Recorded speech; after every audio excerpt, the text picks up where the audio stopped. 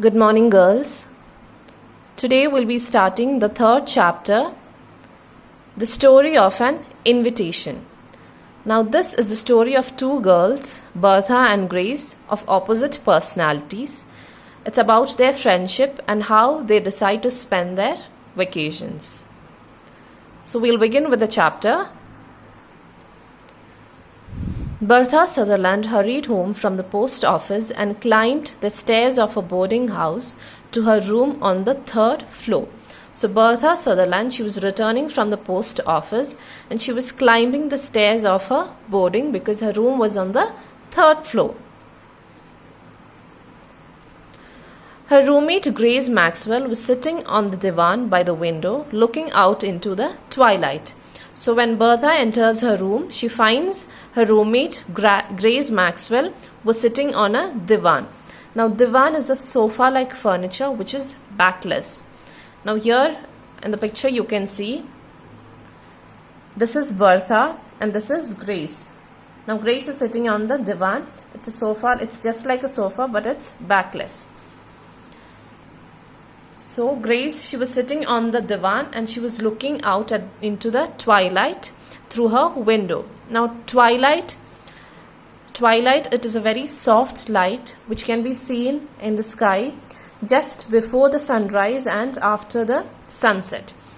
So Grace was sitting on this divan and she was looking out through her window into the twilight. A year ago, Bertha and Grace had come to Dartmouth to attend the academy and found themselves roommates. So, Bertha and Grace, they came to Dartmouth to join the academy and they became roommates. Bertha was bright, pretty, and popular, the favorite of her classmates and teachers. Grace was a grave, quiet girl dressed in mourning.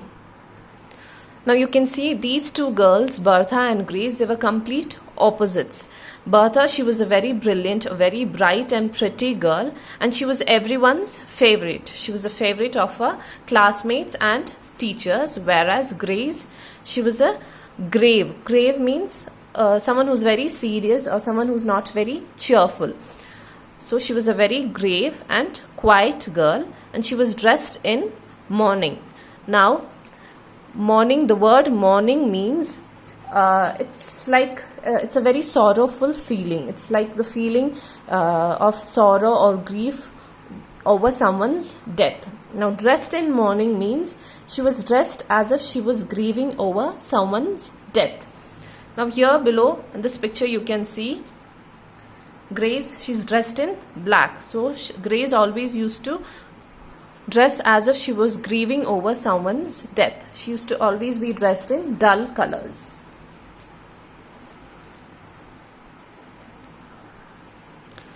She was quite alone in the world, the aunt who had brought her up having recently died.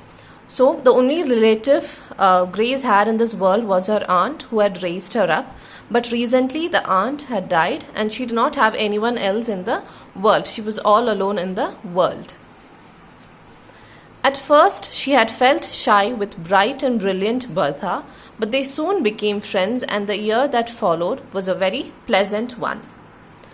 So in the beginning, Grace was very shy because Bertha was a very bright and brilliant girl, whereas Grace was very reserved and gloomy. But gradually they became friends and the following year was a very pleasant one. Pleasant one means it was a very happy and enjoyable year.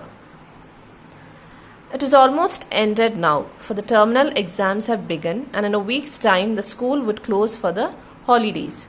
So all this was coming to an end because the final exams had already started and just in a week's time the school would close for the vacations. Terminal exams means final exams.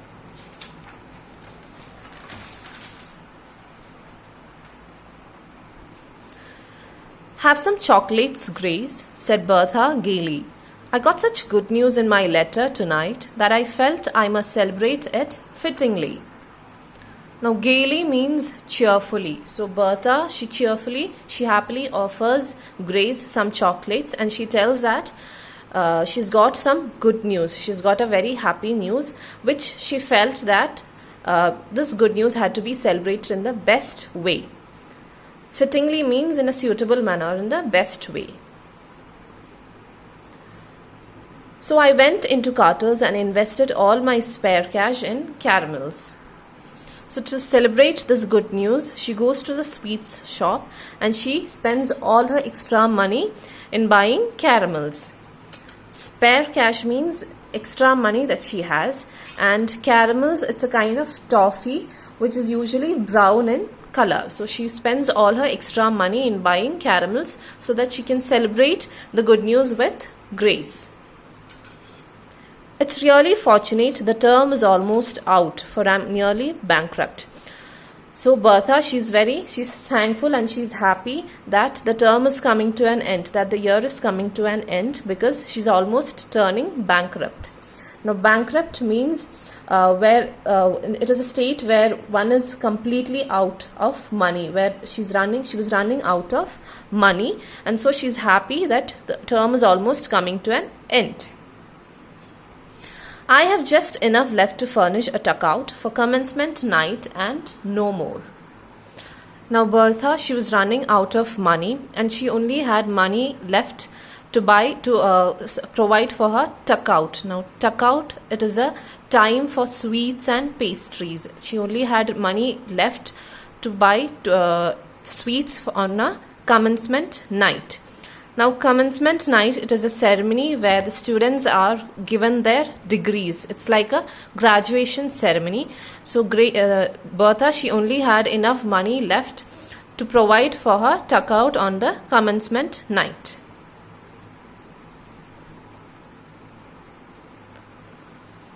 What is your good news, may I ask? Said Grace. So, Grace is asking Bertha what the good news was. You know, I have an aunt, Margaret, commonly called Aunt Meg, out at Riversdale, don't you?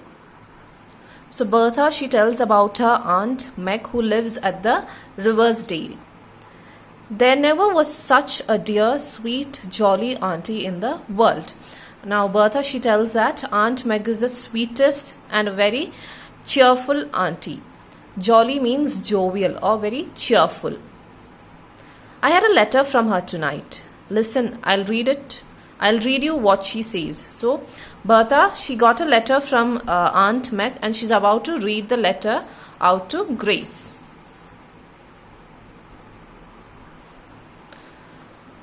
I want you to spend your holidays with me, my dear.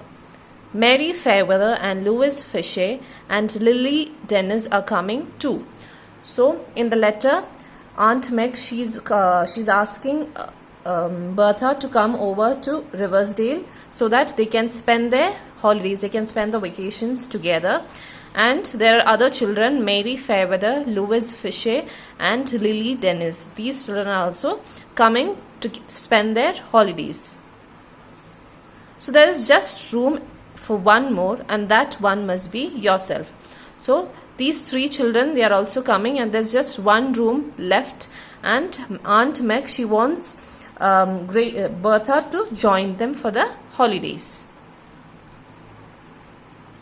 Come to Riversdale when school closes and I'll feed you on strawberries and cream and pound cake and donuts and mince pies and all the delicious indigestible things that schoolgirls love and careful mothers condemn. So Aunt Meg, she's asked Bertha to join them for the vacation, and she's promised that she'll serve all the food items, all the delicious items like the strawberries, cream and pound cake. Pound cake, it's a kind of cake. It's a yellow cake. It's usually in the shape of a rectangle, and you can slice it into pieces. So she promises to serve them pound cakes and donuts and mince pies. Mince pies, it's a kind of pastry. Now these are all food items which the schoolgirls usually would love to have, but the mothers would not prefer such food items. Mothers, they usually don't approve of such things. Condemn means The word condemn means something which they do not approve of, or they dislike such items. So these are all food items which usually the girls, school girls, would love to have, and the mothers, they dislike such food items. And Aunt Meg, she promises to serve them all these delicious food items. Mary and Lou and Lil are girls after your own heart, I know, and you shall all do just as you like, and we'll have picnics and parties and merry doings galore. So these girls, Mary and Lou. Lou is a nickname for Louis, and Lil. Lil is a nickname for Lily. So these girls, Mary, Lou, Lil and Bertha, they're all girls who have the same interests and same opinion. They share the same interests. After your own heart means having the same interests. So these girls, they have the same interests, and Aunt Meg promises that they'll have lots of fun with picnics and parties and everything that makes them happy in abundance. Galore means something which is done in abundance. So they'll have all the merry doings and merry things, happy things in abundance. So this is a letter which Aunt Meg writes to Bertha. There, said Bertha, looking up with a laugh. Isn't that lovely? So Bertha, after reading the letter, she asks Grace if that the letter. She tells Grace. So she tells Grace about Aunt Meg's letter, and she asks what she felt about the letter. How delightful it must be to have friends like that to love you and plan for you, said Grace wistfully. Now Grace, she tells her it's very wonderful and lovely to have friends who love you so much and who make such great plans for you. And Grace is very sad. She has that feeling of longing while speaking. She feels very sad because she does not have any such relatives. I'm sure you will have a pleasant vacation, Bertie. As for me, I'm going into Clarkman's bookstore until school reopens. So Grace, she tells Bertha that she wishes Bertha that they have a very pleasant and a very happy vacation. And Grace, she tells Bertha about her vacation plans. She's going to Clarkman's bookstore and she'll be working at the bookstore until the school reopens. I saw Mr. Clarkman today and he agreed to take me. So Grace, she had seen Clarkman that day morning and he had agreed to take her for work during the vacation time. So these are the vacation plans of the two girls. Bertha, she has decided to go to Riversdale so that she can spend her holidays with Aunt Meg, whereas Grace has decided to spend her vacation at the Clarkman's bookstore until the school reopens. So these are the vacation plans. We'll stop for today. Thank you, girls.